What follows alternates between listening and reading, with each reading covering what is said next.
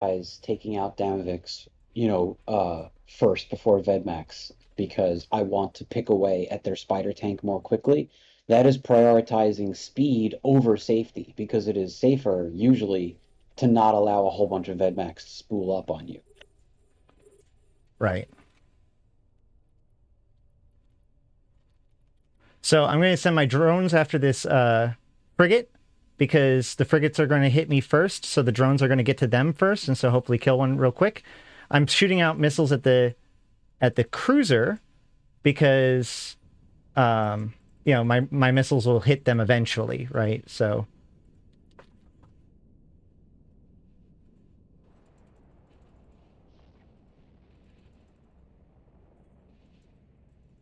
And then after this one, I'm going to help finish off that marker, probably.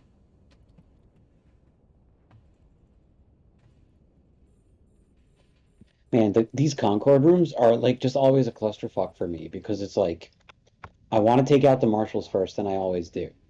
But it's like having the webs and the newts and the paints with the marshals up is always like I want to take out every like all of this is top priority. Yeah. So I always end up taking out the marshals because they're weak. But I think that's the answer. Like in other rooms, sometimes you take out the E-War first. In the Concord room, you just have to deal with the E-War because those marshals they have to die. They're 400 DPS apiece. Right. Well, the marshal isn't the end of the fight, though. Like, you might have to prioritize against the rest of them, too.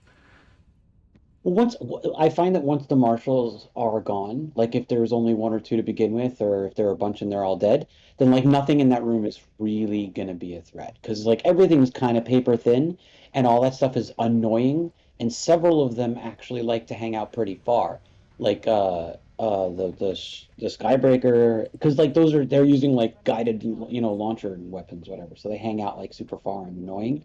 But the danger is pretty much only the marshal. Like I've never been afraid of the Thunderchild. Even as a frigate? Yeah. Well, I don't really do frigates, I guess, but yes, sir, I don't think I would be afraid of the Thunderchild as a frigate because you're tiny and it applies like shit.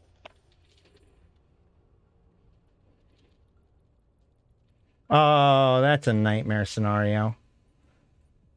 What is? Uh, Deep Watchers under short range suppressor. Oh, oh. It's funny, like it's been so long since I flew Gila that like I don't even like worry about the automatic suppressors anymore, even though I do missiles. Yeah. This looks like it's going to work out. It'd be all right. Probably. This is why we got extra flights. Well, I mean, so the thing about the Gila, the reason why it's so stupidly overpowered is because if you have three DDAs, then you're doing the most damage a tier 5 Gila is going to do. Tier 6 Gila, like in tier 3. It's just all the money, all that you're saving, all the money that you're not spending by going to lower tier is in your tank. Your damage is just 3 DDAs. Don't you upgrade the DDAs? Yeah, you upgrade them from Tech 2 to Faction, but that's like some damage. It's not like, oh my god, this is like you're doing basically tier 5 damage from get-go in a Gila. Fair enough.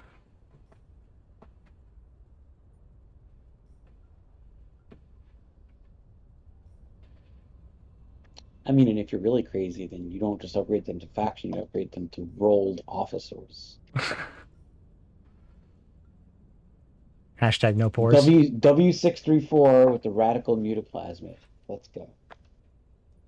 Now the secret is that, like a lot of the other battleships and the ones listed, these guys do try to get away from you a little bit.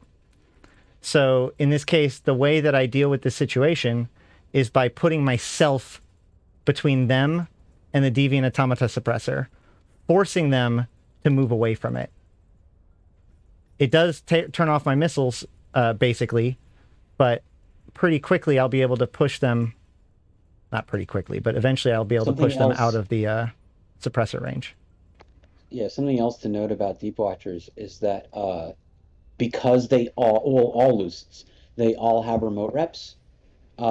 they will sometimes navigate based on their beneficial remote effects as opposed to their attack on you. So sometimes they're going to navigate based on where their friends are to rep them. Right. Like they will not go out of like in tier 6 or whatever, and there's 4 deep watchers, they stay tight. They never split up. They are always in rep range of each other.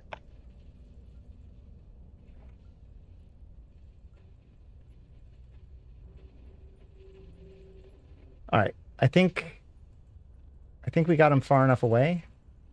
Maybe. How far away is the suppress? No, not even close. Dang it. Gonna have to watch the hit points the whole time.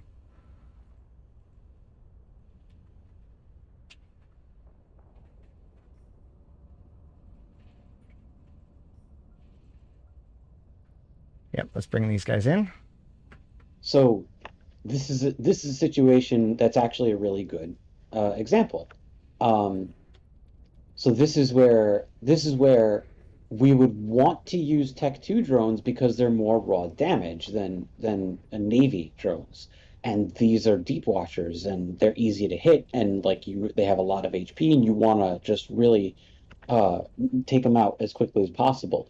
But if you had Tech 2 drones out, they would get chunked so quickly by the Right. deviant automata suppressors that simply the drone swaps, like just recalling and launching again, would lose you all of the extra damage that you gained, and you actually get more damage by just having the factions out the whole time. Mm. Although, in particular, especially if you can get away with it, it's a good time to pull out your faction Vespas because they're going to have the most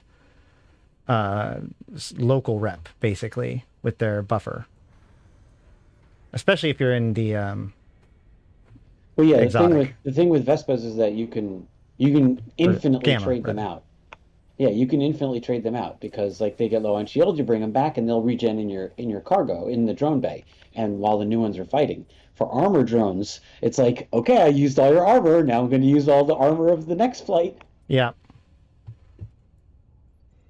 Where's my cat? He's actually bouncing around right here, looking like he wants to cause some This trouble. is So, this is why the Gila utility high I've decided is best used for remote armor rep.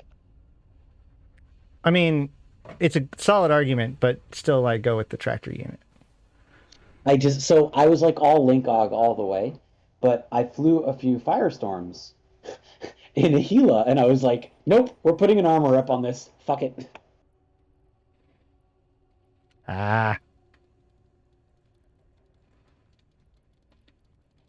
illuminator, obfuscator. Eh, that's all fine.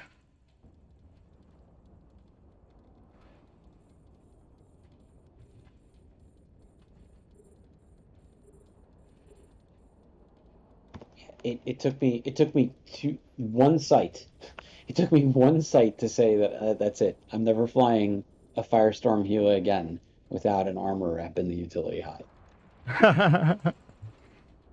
Oh man, this is actually doing a lot worse for me than I thought it would.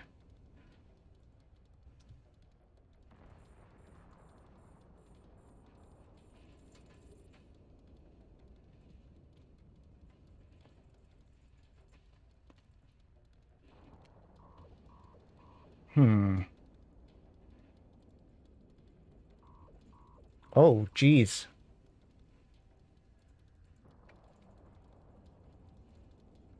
What is happening?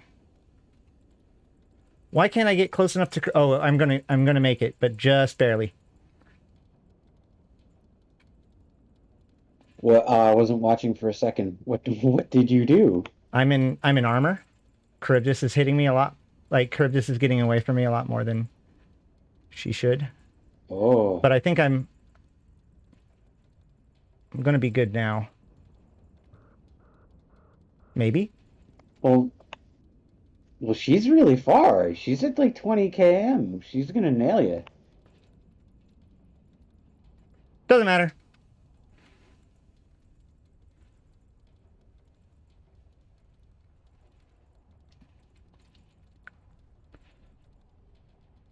Whee! Wow, that was a nail biter, huh? I'm not out of it yet. I'm getting there though. Oh, so there's a ton of illuminators on you, and there was a blue cloud. Yeah, I wasn't. Yeah, exactly. It was a bad situation. That's a lot of paint. It is, but it's okay. We got it.